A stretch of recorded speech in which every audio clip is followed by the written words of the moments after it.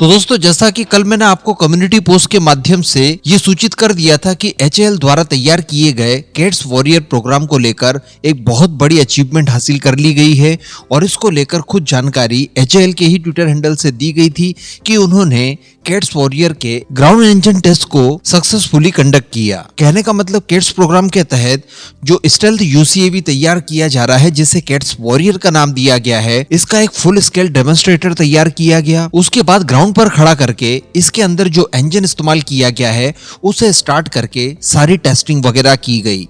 ये सबसे शुरुआती चरण की टेस्टिंग होती है।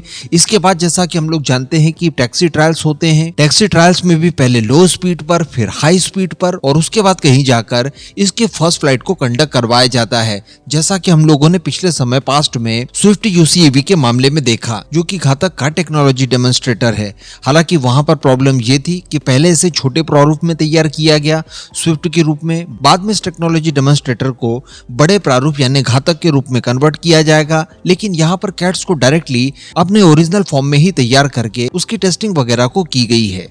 तो ये एक बहुत बड़ी अचीवमेंट मानी जा सकती है। एक स्टेल्थ ड्रोन जो कि डीप स्ट्राइक करने में अगेन भारतीय वायुसेना को बहुत ज्यादा सहयोग करने वाला है इन फ्यूचर।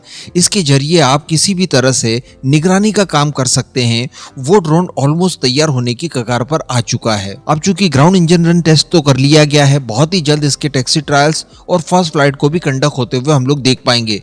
बड़ी मुश्किल से इसमें 3 से 4 महीने का समय और लग सकता है। इसके बारे में मैं आपको बता दूं कि HAL के साथ साथ इसमें एक प्राइवेट डिफेंस कंपनी जिसका नाम new space research and development है, उसने भी अपना क्रिटिकल रोल प्ले किया है। इन दोनों ही कंपनियों के मिले जुले प्रयासों के बाद इस कैट्स वॉरियर को तैयार किया गया है। एरो इंडिया 2021 में हम लोगों ने इसका मॉकअप मॉडल देखा था, जो कि कुछ इस तरह का दिखाई दे रहा था। बाद में इसके अंदर कई सारे परिवर्तन किए गए। परिवर्तनों को लेकर भी जब जो खबर आई थी वो मैंने आपको समय समय पर दी थी। फाइनली ये जाकर रिजल्ट निकला है, जो कि इस समय HAL द्वारा तैयार किया गया है। वैसे अभी तक इसका एग्जॉस्ट तो नहीं दिखाया गया है, लेकिन संभवतः ये कुछ इस तरह का दिखाई देगा जैसा कि हम लोग F-35 में देखते हैं। इसके मॉकअप मॉडल में भी कुछ इसी तरह का देखने के लिए मिला था।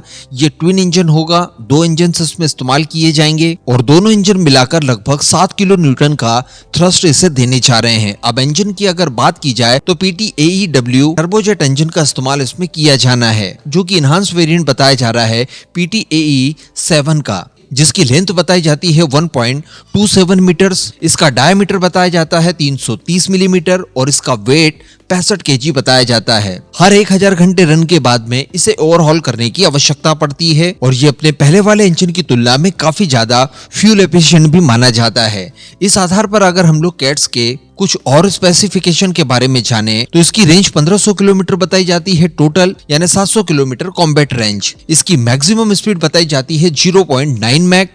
इसके अंदर कुल 4 हार्ड पॉइंट्स दिए गए हैं, 2 इसके इंटरनल वेपन बे में और 2 एक्सटर्नली, जो आसानी से 600 किलो तक का पेलोड लेकर जाने में सक्षम होंगे, जिसमें आप या तो SRAM मिसाइल लगा दीजिए, DRDO द्वारा तैयार किए गए शॉ को लगा दीजिए, या फिर किसी तरह का अन्य आपके पास कोई लॉइटरिंग म्यूनिशन हो उसका इस्तेमाल कर सकते हैं। इसके अलावा नेक्स्ट जनरेशन की CCM का इस्तेमाल भी आप इस कैट्स वॉरियर के साथ कर सकते हैं। कुल मिलाकर एक तरह का ये कंप्लीट पैकेज है, जो कि अनमैन्ड कैटेगरी में गेम चेंजर साबित हो सकता है। अगेन मैं आपको बता दूं कि फुल्ली स्टेल्थ है, इस वजह से ये दुश्मनों के रडार सिस्टम वगैरह के पकड़ में भी नहीं आने जा रहा है।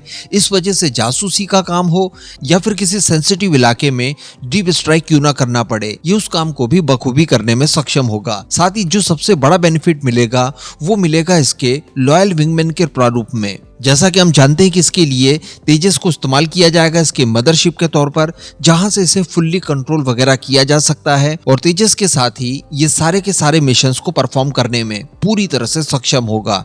तो बस अब इंतजार किया जाएगा इसकी फर्स्ट फ्लाइट वगैरह का। वो जैसी ही होगी मैं आपको तुरंत इन्फॉर्म कर दूंगा। बाकी इस पूरे मुद्दे पर आपका क्या मानना है नीचे कमेंट करके जरूर बताइएगा।